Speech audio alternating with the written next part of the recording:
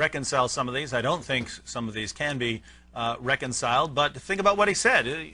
There are no contradictions in the Quran. Let's look at a few difficulties, and surely one of these would qualify as a contradiction, if not all of them. How long did it take Allah to create the universe? Simple question, but according to Surah 754, it took 6 days. According to 2559, it took 8 days. Well, that poses a very important question. The Quran says the heavens and the earth were created in 6 days. When Surah Fussilat it says 8 days. Isn't there contradiction, and also contradiction with the Big Bang Theory? I do agree with you, brother. The Quran says in several places that the heavens and the earth were created in 6 days. In several places. In Surah Araf chapter 7 verse number 54. In Surah Yunus chapter 10 verse number 3. In Surah Hud chapter 11 verse number 7. In Surah Furqan chapter 25 verse number 59. In Surah Sajda chapter 32 verse number 4. In Surah Hadith chapter 57 verse number 4. In several places the Quran says the heavens and the earth were created in 6 days. It's not the earthly days. It is ayams, very long periods, which scientists have got no objection to. And I also agree with you that the Quran does speak about the creation of the heavens and the earth in Surah Fussilat. The verse you are referring to, brother, is verses 9 to 12, which says that, do you not believe in the one who has created the earth in 2 days? And do you join equals with him? Do you join partners with him, who is the Lord of the worlds? Verse number 10 says, he has set on the earth mountains standing firm, and given due nourishment on the earth in 4 days. Verse number 11 says, moreover in his design he comprehended the sky when it was smoke, and he said to it and the earth, come ye together willingly or unwillingly? And they said, we come together in willing obedience. This he did in 2 days. So if you read it just without thinking, 2 plus 4 plus 2 is 8 days. Quran gives the answer in the starting of the verse, that it says that all those who will take out this fault, they are equal to those people who will join partners to God. Means Allah subhanahu wa ta'ala knew that there will be people who will take out fault in the Quran. In this verse, they will be the mushriks. And today, this verse is commonly used by the Christian missionaries against the Muslims. If you go around, I've been traveling in the world, this question was posed to me even there. The Christian missionaries, they pose this question. Quran says, it predicts that people will ask about this question. And these people will be those who associate partners with God. Let's analyze. The first 2 verses, that is Surah Fussilat, chapter 41, verse 9 and 10, says that the earth was created in 2 days. And then mountains were set on it, and nourishment was given in due proportion in 4 days. So it says 2 days the earth was formed, mountains were set on it afterwards. In 4 days, total comes to 6 days. Then verse number 11 starts with the Arabic word summa. Now the Arabic word summa can be translated in 3 different ways. One is then, one is moreover, and the other is simultaneously. I do know that many translations have translated the Arabic word summa as then. If you translate summa as then there is a contradiction. It says then the heavens were made in 2 days. That means 2 plus 4 plus 2 is equal to 8 days. But the exact translation should be, summa should be translated as moreover or simultaneously. And Abdullah Yusuf Ali, alhamdulillah, in this place has translated summa correctly as moreover. So if you translate summa as moreover or simultaneously, it will mean that when the earth and the mountains were created in 6 days, simultaneously the heavens were created in 2 days. For example, suppose a builder, he gives in his brochure that I have constructed a 10-story building along with its surrounding and compound wall in 6 months. When a person wants to buy a flat in that building, he goes to the builder and he asks for more detail. So the builder says, it took me 2 months to make the basement of the building and another 4 months to make the 10-story. And while I was building the basement and the story, I simultaneously built the compound wall and the surrounding in 2 months. It's possible. So then he's not contradicting. Total comes to, yes, 6 months. So similarly, when Surah Fussilat chapter 41 verse number 9 to 12, it says that while the earth was created along with the mountain in 6 days, simultaneously the heavens was created in 2 days. There's no contradiction. And similarly, if you take then, it contradicts with science. Because earth was created first, then were created the mountains. It's contradicting. Similarly, Quran speaks in Surah Baqarah chapter 2. Verse 29, that Allah made the earth, summa the heavens. But unfortunately here, Abdul Yusuf Ali has translated summa wrongly as then. In verse 29 of Surah Baqarah chapter 2, he translates summa as then. Allah created the earth and then the heaven. Then there's a contradiction. Even here, summa should be translated as moreover or simultaneously. If it's translated simultaneously, then it's not a contradiction. Because the Big Bang theory tells us that the earth and the heavens were created simultaneously. No wonder in the Quran says in many places, we created the heavens and the earth. In other places it says, we created the earth and the heavens. Giving evidence to the verse of the Quran of Surah Al-Anbiya chapter 21 verse number 30, it says, أَوَلَمْ يَرَ الَّذِينَ كَفَرُوا أَنَّ السَّمَاوَاتِ وَالْأَرْضَ كَانَتْ رَتْقًا فَفَتَقْنَاهُمَا. That do not the unbelievers see that the heavens and the earth were joined together and we clove them asunder.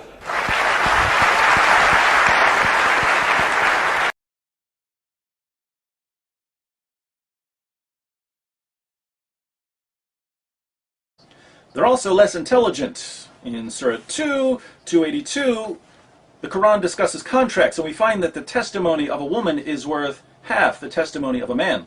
It says, and get 2 witnesses out of your own men, and if there are not 2 men available, then a man and 2 women, such as you agree for witnesses, so that if one of them, one of the 2 women, errs, the other can remind her. The Quran is very, very clear.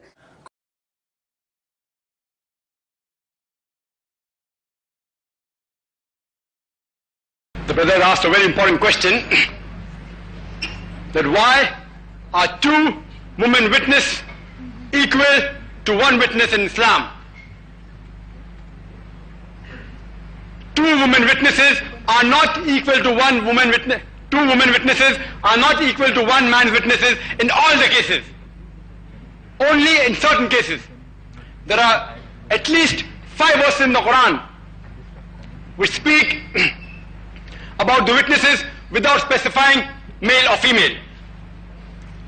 In one place, there is an indication in which 2 women witnesses is equal to 1 witness of man, and that's in Surah Baqarah, chapter number 2, verse number 282, which happens to be the longest verse of the Quran. It says that when you involve in financial transaction in which future obligations are there, reduce them in writing and take 2 witnesses among the men. If you can't find 2 men witnesses, take 1 man and 2 women, so that if one of them gets confused, the other will remind her. This verse of the Quran, Surah Baqarah, chapter number 2, verse number 282, only deals with financial aspects. Only in financial aspects it is said that take 2 men as witnesses, preferable. Only if you can't find 2 men as witnesses, take 1 man and 2 women. Let me give you an example for a better understanding. Suppose a person wants to undergo a surgery. He wants to undergo an operation, but naturally he would prefer taking the advice of 2 qualified surgeons. If he cannot find 2 qualified surgeons, he would take the advice of 1 qualified surgeon at least, backed with 2 normal general practitioners who have got a normal MBBS degree. Because a surgeon is more qualified in the field of surgery as compared to a plain MBBS doctor. In the same fashion, since the responsibility of the financial aspects has been laid on the shoulders of the man in Islam, he is more well versed in finance as compared to the woman. That's why the best option for witnesses in financial transactions is 2 men. If you can't find 2 men, then 1 man and 2 women. Again, if you read in Surah Maida, chapter number 5, verse number 106, it says that when anyone writes a will of inheritance, take 2 men as witnesses. Again, dealing with financial transaction, men are preferred. Some of the jurists say that even while giving witnesses, in cases of murder, the feminine nature may obstruct her and she may get scared in cases of murder. That's why even in cases of murders, 2 women witnesses are equal to 1 witness of man. Only under these 2 conditions of finance and cases of murder are 2 women witnesses equal to 1. Some of the scholars say no. Islam says, one place in Surah Baqarah chapter 2, verse number 282, that 2 women equal to 1 man, therefore under all circumstances 2 women is always equal to 1 man. Let's analyze. As I said, let's analyze the Quran as a whole. If you read the Quran in Surah Nur, chapter number 24, verse number 6, it states that if any of you put a charge against your spouse, and if they have no evidence, their solitary evidence is sufficient. Means if a husband wants to put a charge against the wife, or the wife has to put a charge against the husband, if they have got no witnesses, their solitary evidence is sufficient. This verse clearly indicates that 1 woman witness is equal to 1 witness of man. There are several cases which the jurists agree that even in cases of sighting of moon, 1 woman witness is sufficient. Some jurists say that in the beginning of Ramzan, 1 witness is required. At the end of Ramzan, 2 witnesses are required. It does not make a difference whether they are man or woman. There are certain cases in which man's witness cannot be accepted. Only woman's witness is accepted. All are waiting for the answer, I believe. Suppose you want to give a witness for the burial bath of a woman. After a woman dies, the witness for a burial bath can only be given by a woman. And only in extreme cases, when you can't find women, then can the husband give the witness. So here, the woman witness is preferable. Hope that clarifies that out, brother.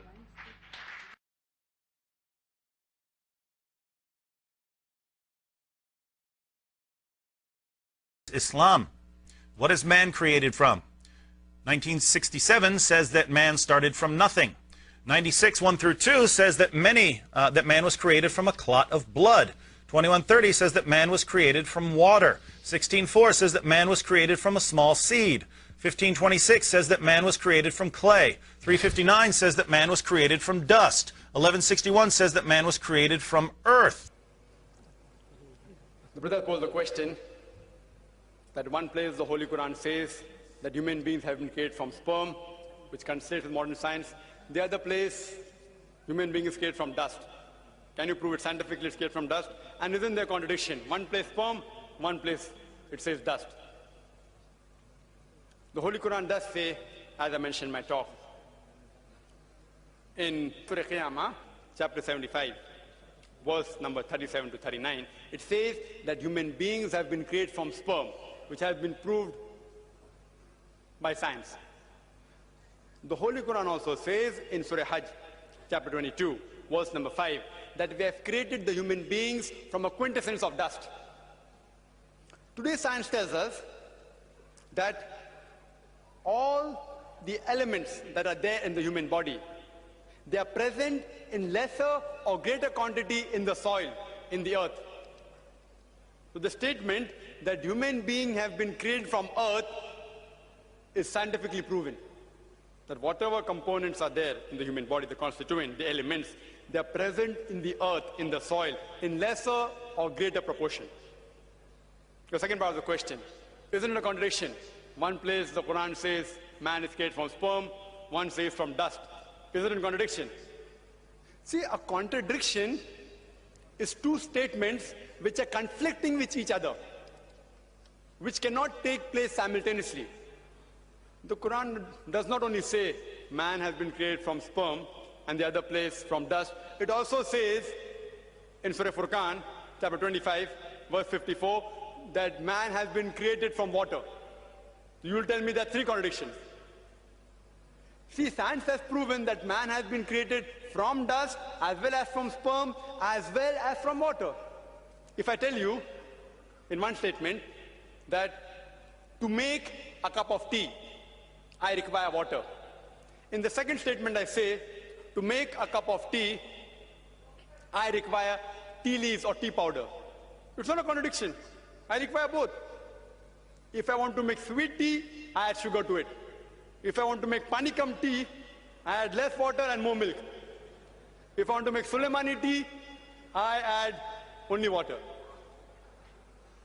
So there is no contradiction when the Quran says human being is created from sperm and dust and water. It is actually contradistinction. What is the meaning of contradistinction? Contradistinction means speaking two or more things about a subject which are not conflicting with each other. For example, if I say that this man, he's honest, he's kind and loving, it is contradistinction.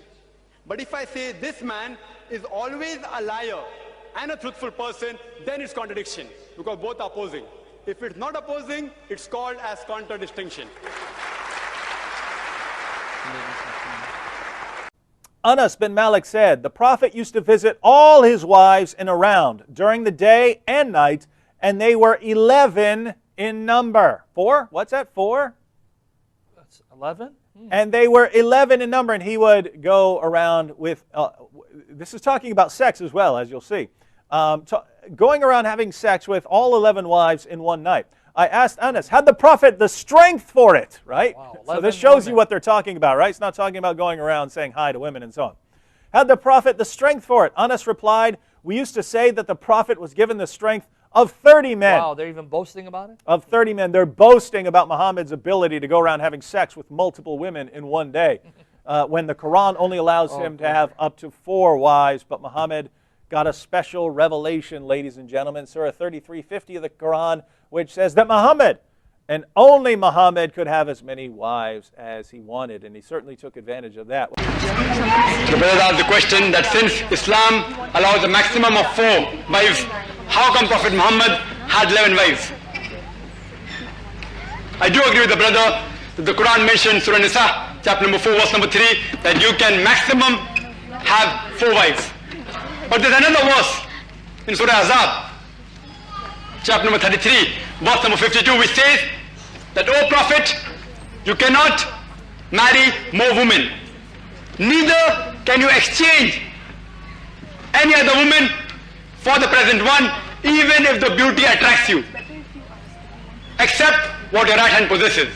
This verse of the Quran, Surah Azab, chapter number 33, verse number 52, gives the permission to the Prophet to keep all his wives, but at the same time cannot marry any other woman except which your right hand possesses. If you analyze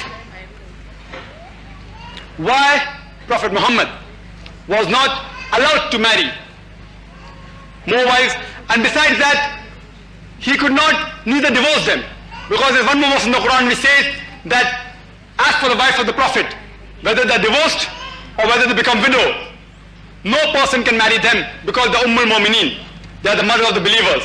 So since no one could marry the wife of the Prophet, but natural, the Prophet could not divorce them also. And if you analyze that all the 11 marriages which the Prophet did, all were either for social reform or for political reasons, were not to please his sex. The first marriage that he did was with Bibi Khatija, may Allah be pleased with her. She was at the age of 40 when he was only 25, and she was a widow twice. Imagine, if he married for sex, why would he marry a woman who was 15 years elder to him and who was a widow twice? And if you analyze, till the time Bibi Khatija, may Allah be pleased with her, till the time she was alive, Prophet Muhammad did not take any other wives. When he was the age of 50, Bibi Khatija, may Allah be pleased with her, she expired. Only between the age of 53 to 56 did Prophet take all the other wives. Imagine, if the Prophet was hypersexual, he would have married at a young age. Science tells us the older the man gets, the less sexual he gets. It's an insinuation on the Prophet. Only 2 of his marriages were normal. That with Bibi Khatija and that with Bibi Aisha. May Allah be pleased with them both. All the other marriages were due to circumstances, either of a social reform or a political gain. If you analyze all, only 2 wives were below the age of 36. All the other wives were between the age of 36 and 50. You can give instances. Each marriage had some reason. For example, Bibi Jawariya, who was from the Banu Mustalik tribe, which was a very powerful tribe and which was at loggerheads with Islam. After a certain time, they were suppressed by the Islamic army. And later on, the Prophet married her. And after he married her, the companion said, how can we keep as captives the relatives of the Prophet? And they freed those people. And after that, both these tribes became friendly.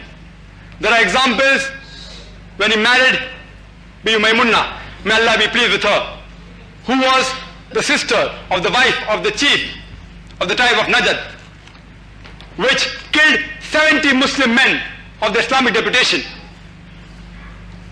After Muhammad, may peace be upon him, when he married her, they accepted Medina as the leadership and they accepted Prophet as the leader. All the marriages which he did had some political reason or social reform. He married Habiba, who was the daughter of the chief of Mecca, Abu Sufyan. But naturally, this marriage played a great importance in the conquest of Mecca. Other example, like Bibi Safiya, may Allah be pleased with her, she was the daughter of a powerful Jewish leader. After this, the Jewish became very friendly with the Muslims. If you see, all the marriages had some social reform. He married the daughter of Hazrat Umar, Hafsa, may Allah be pleased with her, to get closer relationship between the companions. As a social reform, he married a lady who was divorced, the first cousin Zainab. After she was divorced, he married her. All the marriages have some political reason or social reform. So all these marriages were based to improve the community and to better relationship. It was not for sex. In Surah 4:3, Muslims are clearly allowed to drink alcohol, provided they don't show up for prayer drunk. Surah 5:90 forbids Muslims from drinking any alcohol. Now think about this, please. Think about this. You're saying there's no contradiction. Now, Muslims will usually apply abrogation and say, well, yes, this verse was revealed, but then later on, Allah came up with some other sort of revelation. Think about this. According to the Quran, this Quran at one point was perfectly preserved in heaven, and according to the Quran, there are no discrepancies or contradictions in its text. And yet, before any revelation of the Quran was ever given, as the Quran was eternal in heaven, the Quran had 2 claims. 1, the penalty for sexual sin is house arrest, and 2, the penalty for sexual sin is 100 lashes. And there's a 3rd claim: there's no contradictions in this book. You can't appeal to abrogation here and say God revealed one thing then and one thing later. This is before anything was revealed. As the Quran stood in heaven, it gave 2 contradictory penalties for the same sin, and at the same time there was another claim saying in this book there's no discrepancy, no contradiction. Then came to 500, Suyuti I think came down to 22, another scholar came down to 5. I have verified those 22 and 5 also, I have answered those also, alhamdulillah. And one of them is this. What we realize, what Quran says, according to me in Mansukh and Naskh, what it happens, that Allah, in some prohibitions, He has brought in stages. And the best example I give is of alcohol. The first verse to be revealed regarding alcohol is Surah Baqarah chapter 2 verse 219, where Allah says, in intoxicants, there is loss as well as profit. The loss is more than profit. This verse of the Quran does not prohibit alcohol. It only says, in intoxicant, there is loss and profit. The loss is more than profit. The next verse to be revealed of prohibition was Surah Nisa chapter 4 verse 43, which says that do not pray with your mind befogged. When you're intoxicated, do not pray. That means it's a higher degree now. Previously, it did not say it was haram. It only gave you guidance In intoxicant, there is loss and profit. Loss is more than profit. Next verse says, do not pray with your mind befogged. When you're intoxicated, you can't pray. Now, since a Muslim has to pray 5 times a day, indirectly he can't pray. He can't have intoxicant the full day. In night, option is there. Not it's saying you should have. The final haram prohibition came in Surah Maida, chapter 5, verse 90, which says, Ya ayyuhalladhina amanu, O you believe, innamal khamru wal maisuru, most certainly intoxicants and gambling, wal anzabu wal azlamu, dedication of stones, divination of arrows, rijtum min amali shaitan. These are Satan handiwork. Fashtanibu lalakum tuflihun. Abstain from this handiwork that you may prosper. Here, the final prohibition came. Now, once this verse was revealed, barrels of alcohol, intoxicants were thrown on the streets of Medina, never to be filled again. Then the final haram came. Now if you analyze, many people say that the last verse of Surah Maida, chapter 5, verse 90, has overruled Surah Baqarah, chapter 2, verse 19. It is contradicting. It's not contradicting. It is giving more information. The first verse only told you there is loss and profit. Loss is more. Even today the verse is applicable. That verse is even correct today. Even in intoxicants today, there is loss and profit. We as medical doctors know there is profit. But the loss is more than profit. The next verse says, don't pray when you're intoxicated. Even today that is applicable. Today you cannot pray when you're intoxicated. But the last final prohibition doesn't contradict, it encompasses. For example, I say that I live in UK. Fine. Then next day I say, I live in London. Third day I say, I live in Harrow. Now moment I say Harrow, London and UK is understood. But my first answer, I live in UK, was a general answer. Then more specific, I live in London. When I say I live in Harrow, it is more specific. It's not contradicting my first answer. So the last prohibition that the alcohol is prohibited is not contradicting that in intoxicants there is loss and profit. It is yet there. It's not contradicting Surah Nisa chapter 4 verse 43. Yeah, you cannot pray when you're befogged, when your mind is befogged, when you're intoxicated. So this means there is more information. The last verse of the Quran, if you follow that, the earlier two is automatically followed. It's understood. So therefore, according to me, and according to Allah subhanahu wa ta'ala, there is not a single contradiction in the Quran. If there were any contradiction, this book cannot be the word of Allah subhanahu wa ta'ala. So I disagree with anyone, let him be the greatest scholar in the world. According to me, and I've challenged anyone, whether Muslim or non-Muslim, to point out a single contradiction in the Quran. They will never do it and never will be able to do it. When Muhammad was completely outnumbered, he had to put up with idolaters. But once he had the most powerful army in Arabia, the message of Islam became convert or die. Surah 9 verse 5 contains Allah's final marching orders on dealing with idolaters. When the sacred months have passed, slay the idolaters wherever you find them, and take them captive, and besiege them, and prepare for them each ambush. But if they repent and establish worship and pay the poor due, then leave their way free. Lo, Allah is forgiving, merciful. So kill them unless they convert to Islam. Sound familiar?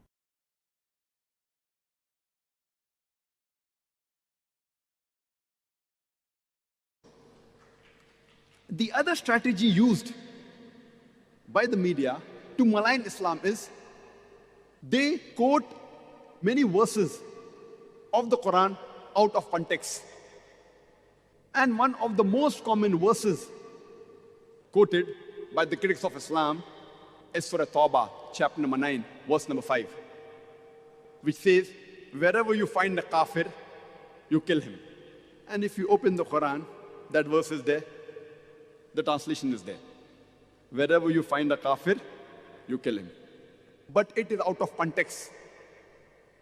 They quote verses of the Quran out of context. They quote hadiths out of context. The context is when we start a few verses before, it's mentioned that there was a peace treaty between the Muslims and the mushriks of Makkah. And this peace treaty was unilaterally broken by the mushriks of Makkah. By the time Allah subhanahu wa ta'ala reaches verse number 5 of Surah Tawbah, chapter number 9, He is giving an ultimatum to the mushriks of Makkah that you put things straight in 4 months' time, otherwise a declaration of war. And in the battlefield, Allah says to the Muslims that don't get scared, fight. Wherever you find the enemy, you kill him. Now, any army general, to boost up the morale of his soldiers, he will but naturally say that wherever you find the enemy, you kill him. He will not say that wherever you find the enemy, be killed. So this is in context in the battlefield.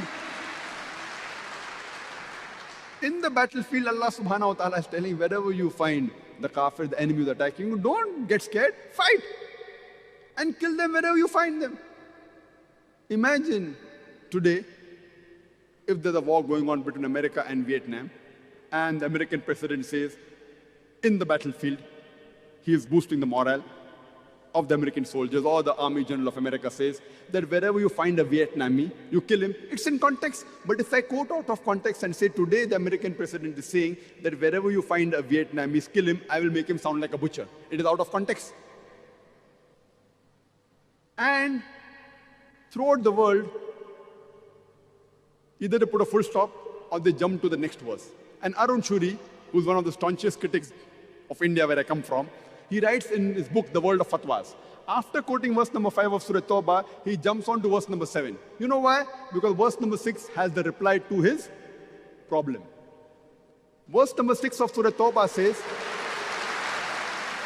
that if the kafir, if the enemy seek asylum, don't just let them go. It says escort him to a place of security so that he may hear the word of Allah. The most merciful army general today in the battlefield will say, if the enemy wants to go, just let him go. But the Quran doesn't say. Quran says, if the enemy wants peace, don't just let him go, escort him to a place of security. And all the verses, almost all the verses, if you read in the Quran, which talk about fighting, mostly in the battlefield, or against oppression, against tyranny, the next verse that follows is, peace is better. Always. Because Islam is the religion of peace. أعوذ بالله من الشيطان الرجيم بسم الله الرحمن الرحيم وقل جاء الحق وزهق الباطل إن الباطل كان زهوقا وننزل من القرآن ما هو شفاء